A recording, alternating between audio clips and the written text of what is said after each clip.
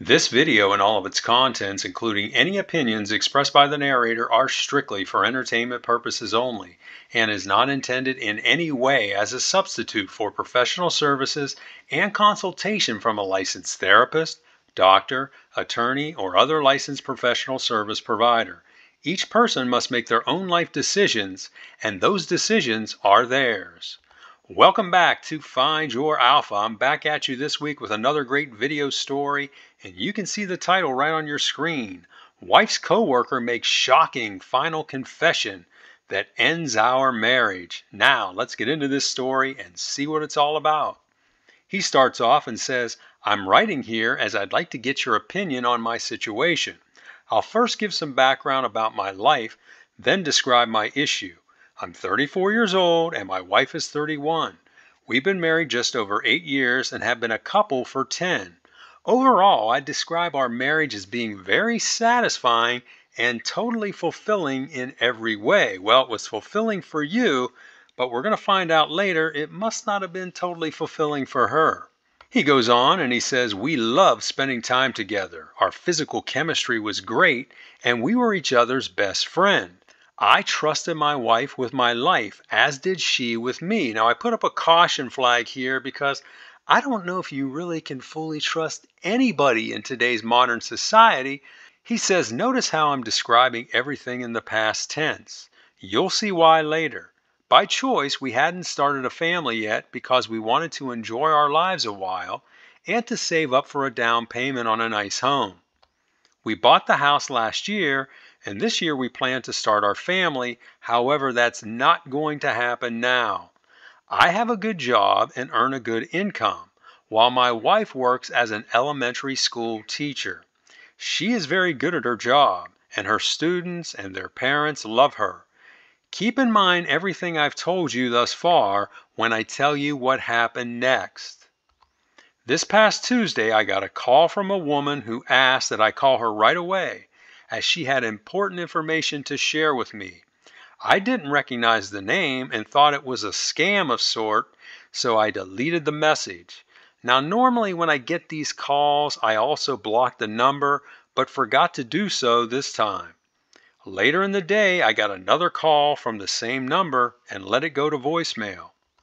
In the message, the woman explained she was the spouse of a former coworker of my wife who had recently passed away. So here's another story about people cheating in the workplace. She said she had some very important information to share with me and to call her right away.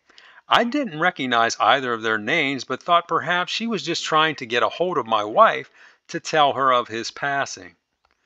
I closed the door to my office and called her from my personal cell phone. She answered right away and didn't waste any time telling me what she had to say. She first explained who she was and then went on to tell me her husband had recently passed away from the big C after battling it for over a year. I offered her my sympathies, wrote down his name, and said I would advise my wife of his passing. She cut me off and said that's not why she called. She then explained that while under hospice care and near the end of his earthly time, now listen to this, her husband confessed that he had a 3-year affair with my wife from mid-2015 through the summer of 2018. Hearing this sent cortisol rushing through my body and my heart started racing.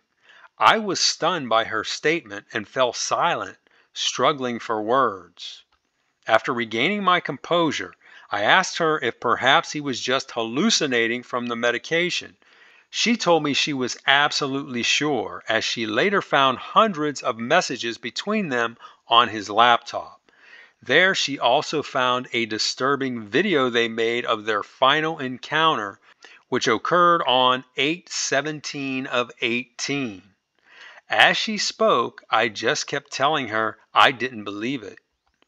I asked her to send me proof and gave her my personal email account. She proceeded to copy and send me several of the most damning messages between them, but the video was too large to be sent through mail or via text. I asked her if she had a jump drive. She didn't, so she ran out and bought one. When she got back, she called me and I led her through the process to copy the video to the drive. The next morning, she overnighted the drive to my office and I got it Thursday morning. I brought my personal laptop with me to the office that day for the sole purpose of watching the video. I put the thumb drive in and hit play and couldn't believe my eyes. There was my wife and this gangly looking guy I'd never seen before doing things I can't describe here. I'll just say it was horrifying. Some of the things they did were not just disgusting, they were unsanitary. Now I wonder what they were doing. In the 29-minute video, they were both very vocal, laughing with pleasure and clearly enjoying themselves. It was sickening. When I first hit play, I'll admit I immediately started crying and became nauseated. But after watching for a while, my sadness turned to madness, anger, and absolute rage. I felt like I wanted to break something or someone. Thankfully, my wife wasn't around when I watched it, as I don't know what I'd have done if she was. It's now 7:09 p.m. on Thursday evening, and I've been typing out this post for the last hour and a half. I called my wife earlier this afternoon and told her I was going out for dinner with clients. I occasionally have to do this for work, so she bought my story. As far as what I'm going to do, I'm not totally sure. What do you mean you're not totally sure? He says, but I'm strongly leaning towards divorce. There's no way I could force myself to stay with her, and I'll never be able to forgive her. In fact, after what I saw her doing, I really don't want to get near her again without wearing PPE. Now, PPE stands for personal protection equipment. So what did this woman do with this guy? I'm not kidding about that either, he says. Also, the fact that the video is 4 years old doesn't matter. She cheated on me and I cannot accept that. Now, here's where I'd like your opinion. Should I confront her with the evidence and give her a chance to explain, or should I just go straight to an attorney and serve her divorce papers? I haven't informed anyone else about this yet, as frankly I'm too ashamed. That's why I've come here to discuss this anonymously and get your feedback. I promise to read all comments. And that's the end of his original post. And now we're going to take a look at a few of the responses he got from the community. If you're liking what you've heard so far, make sure you hit that like button. That will help get this video seen by people all over the world. Now let's take a look at some of those responses. The first one is from a woman. She says, since it was over 4 years ago and you described your marriage as being very fulfilling, I think you should sit down and talk with your wife about what you discovered and give her a chance to explain. It sounds like she voluntarily stopped the affair and recommitted herself to your marriage, which says a lot about her. We all make stupid mistakes when we're young. Remember, forgiveness is a sign of true strength. Well, to me, it sounds like this woman who responded, she may have done something like this when she was younger. Next, we have a response from a guy. He says, I'm torn on this one. She cheated on you, which is awful. But it was 4 years ago, and you said in your description you had a great marriage outside of this discovery. Well, this is a pretty big discovery, dude. Judging how things are in the world today, I'd talk to her and try to work through things. I'd hate to see you give up on a great marriage and then regret it after you find out there's no one better out there. This guy sounds like someone who doesn't have a lot of options when it comes to women, and he would hold on to any woman that would have him. That's what this guy sounds like. Next, here's a response from a woman. She says, cheating for me is an unforgivable act. I loved my first husband with all my heart, and we had 2 beautiful children together. But one day he came home from a business trip and told me he had cheated on me. I threw him out the same day and filed for divorce. That was 28 years ago, and I've since remarried and had 3 additional children, while he has never fully recovered. Well, what I say to this is, good for you, lady, because you did the right thing. You took immediate action and you moved on, and look where you are today versus your cheating ex-husband. And finally, we have another response from a guy. He says, give her a chance to explain. Explain what? You have a video of her doing what you describe as disgusting things with another man. How is she going to explain herself out of that? All you're going to get is a bunch of empty excuses, apologies, and a river of fake tears. Save yourself the aggravation and just tell her you're divorcing her for infidelity and tell her to move out of your house. That's it. Don't overthink things. Well, I think this guy nailed it. I mean, this is a perfect response he gave him, and all the advice here that he gave is spot on. Now we've got a series of updates where he's going to talk about what's been going on since his original post. The first one came 3 days later. He says, I just wanted to give a quick update on where things stand. After grabbing some dinner on Thursday evening, I finally went home and acted normal with my wife. Thankfully, I was able to keep my distance from her and she didn't attempt to initiate closeness. On Friday, I took the day off and met with a divorce attorney after conducting extensive research online. I presented the attorney with the evidence, including the video. She explained to me that while my wife clearly violated the vows of matrimony, it will have no effect on the outcome of the case. I asked her how so. Now listen to this. She explained that our state is a no-fault divorce state, which basically means either party can pull the plug at any time without fault being placed. No questions asked. So last week's story, we had a guy who was in an at-fault state and that worked to his favor. Now this week, we've got a guy who's in a no-fault state, which you're going to see is going to be to his detriment. I asked her how is that possible, and she told me it's the law. She said we can all thank Ronald Reagan for starting this back in the late 60s when he was governor of California. She said he was the first governor in the nation to sign this into law, and since then a number of states have followed suit. I was surprised to learn this, as I always thought he was one of our best presidents. Now I'm not so sure. That doesn't change anything though, as I'm still going forward with the divorce. It just means that I'll come out of this ordeal a lot poorer. The thing I'm still wrestling with is whether to confront her or just wait to have her served. I want to wait, but I don't think I can hold out much longer. It was really difficult being around her the past 2 evenings, and I'm not looking forward to seeing her tonight. It's Saturday morning and I'm writing this as I sit outside a coffee shop just down the street from my house. I told my wife I needed to reply to some work emails and was headed down here to do it, which I do on occasion. Thankfully, she didn't ask to come with me, but she's already texted me a couple times asking when I was coming home. I think she may sense something is up with me. Well, she probably does because women are very perceptive that way. That's all I've got to report for now.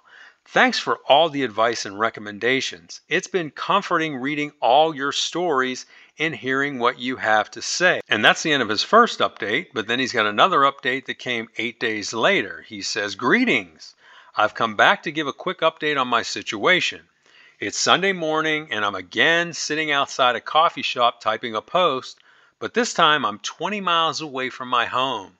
I ended up snapping a week ago and confronting my wife about her affair. I did it last Sunday morning after not being able to restrain myself for another minute.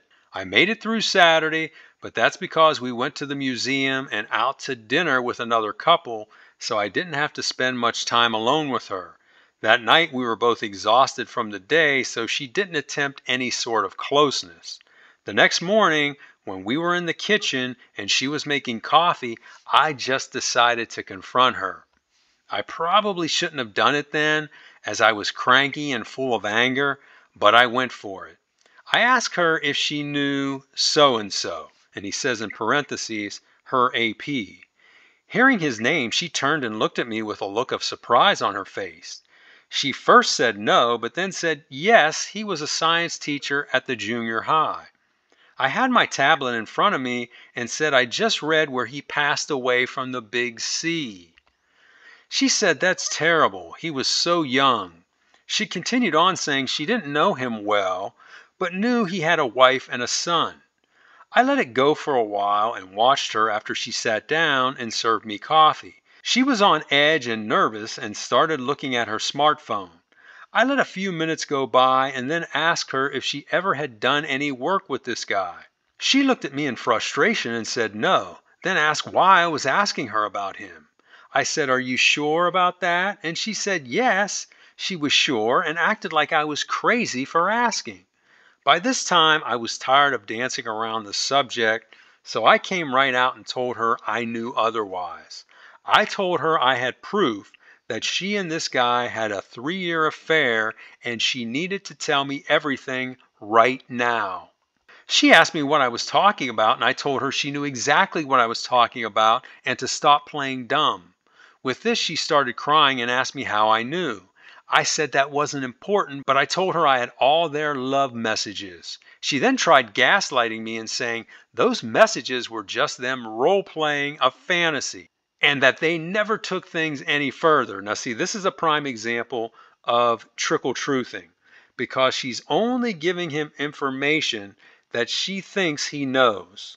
So at first she says, "Oh, I don't know the guy. Oh, yeah, I do know him. He was a teacher in the junior high.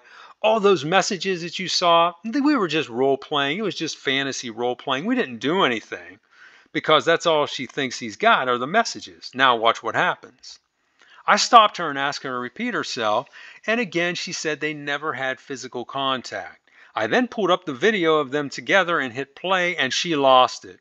She went from denying anything happened to apologizing and saying it all happened 4 years ago, and she's a different person now.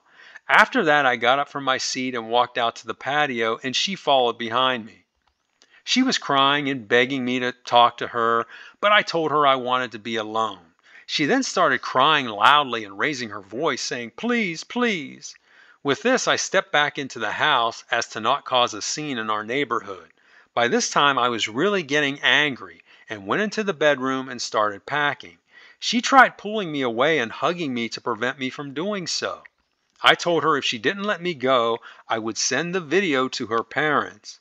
After hearing this, she quickly released me and laid on the bed crying and saying she was so sorry. I finished packing and headed out the door. She asked where I was going, and I told her I'd be staying in a hotel for a while. I left her crying there and drove away. I drove over here to the same coffee shop I'm sitting at today, which is just down the road from my office. I then made a reservation at the hotel across the street and spent the rest of the morning here as I contemplated my next steps. During the entire time, my wife was relentlessly calling and texting me, but I didn't respond until I checked into the hotel at 3 p.m. It was then I answered one of her calls and we talked for nearly 2 hours. I told her I was going to divorce her and she should prepare accordingly. She spent the rest of the time pleading with me and trying to change my mind. During the conversation, I asked her to explain her relationship with her AP. She told me they both shared a particular disgusting fetish. Nothing more. Well, what was that fetish? Tell us what it was. You keep making all these comments about it, but you don't say what they were doing. She said their physical acts meant nothing emotionally, and then tried proving this to me by body shaming the guy. She told me you can see from the video how unattractive and emaciated he was.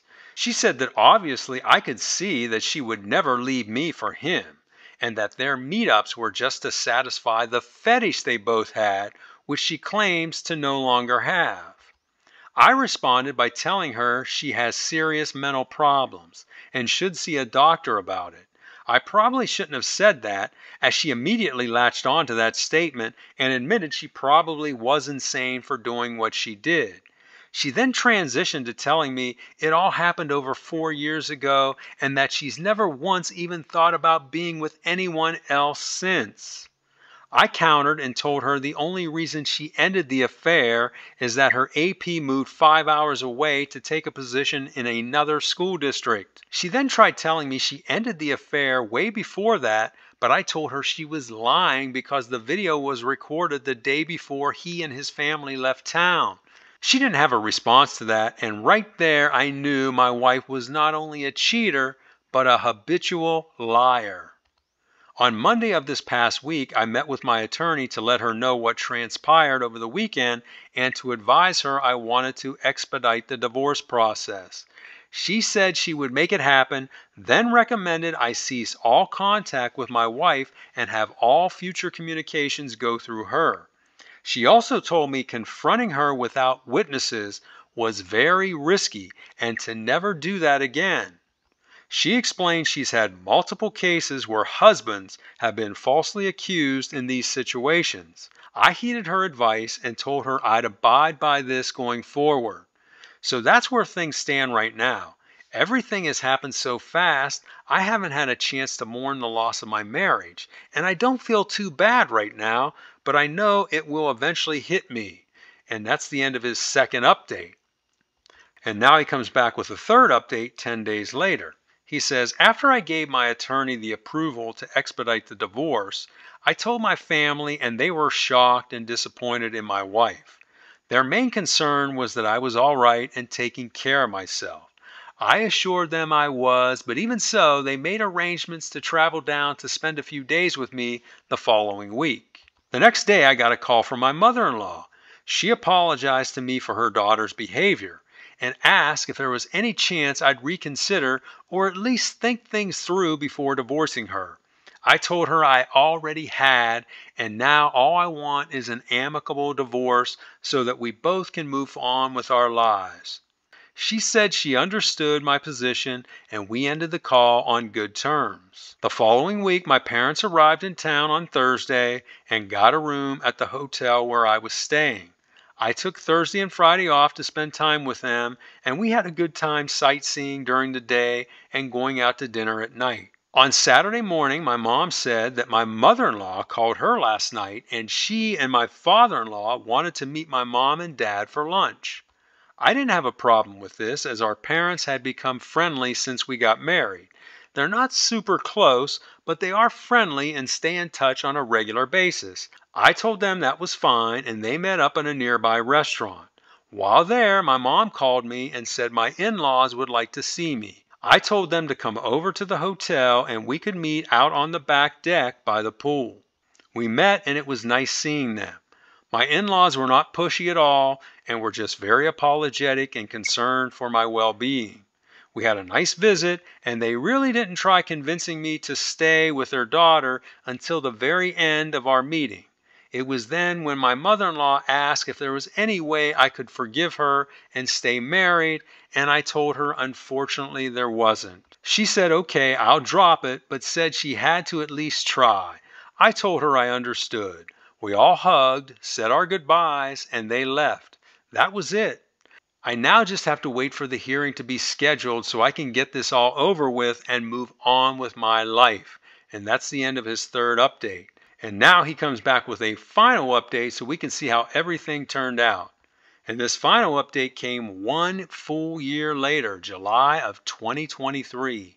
He said, I thought since our state had no-fault divorce laws, the process would go quickly, but it didn't. I had to wait almost 9 months for the hearing. I also thought no-fault divorce laws mean both parties just split things equally and walk away, but I was wrong there too.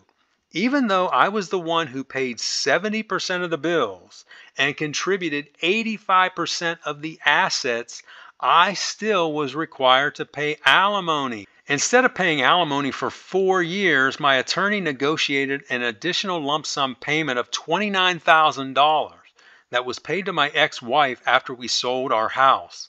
How is this even fair? Well, it isn't fair, my man, but you should have done your homework before you jumped into marriage. My attorney said that I could have claimed the assets I owned prior to marriage. However, I made the mistake of adding my wife as a joint owner on the accounts right after we got married, so they too were split 50-50. So what he's saying there is the assets he brought into the marriage, if he would have left them in his name and maybe just added his wife as a beneficiary, he would have been able to keep whatever assets he brought into the marriage. But what this guy did was he put his wife on the accounts as a joint owner, and therefore the accounts get split 50-50. That's all water under the bridge now, he says, and there's nothing I can do about it. I'm just glad it's all over and I'm a free man. Now for my ex-wife. She and I remained on civil terms throughout the process, although she constantly kept asking me for a second chance right up to the divorce and has continued to do so for weeks after. She says she's infatuated with me and will never give up trying. She's not been a pest, but every couple of weeks she sends me a text reminding me she's still thinking about me, and if I ever change my mind, she'll always be available. The craziest thing she did was last week. She texted me and asked if I'd be willing to have a child with her. I told her no, we're divorced. She then asked if I would be a donor so that she could have my child that way. This lady is nuts. I told her no, that's not going to happen, and that if she wants a child, she should pursue another relationship or look for a donor. She said she doesn't want another man, and if I will not father her child, she will not have children. That text conversation was disturbing, and I hope she has come to her senses. While I do care about her well-being, I think I'm going to have to stop communicating with her. Yes, why are you still communicating with her on a regular basis when you're divorced? You shouldn't be communicating with her at all. The next time she texts me, I will tell her in a firm but delicate way.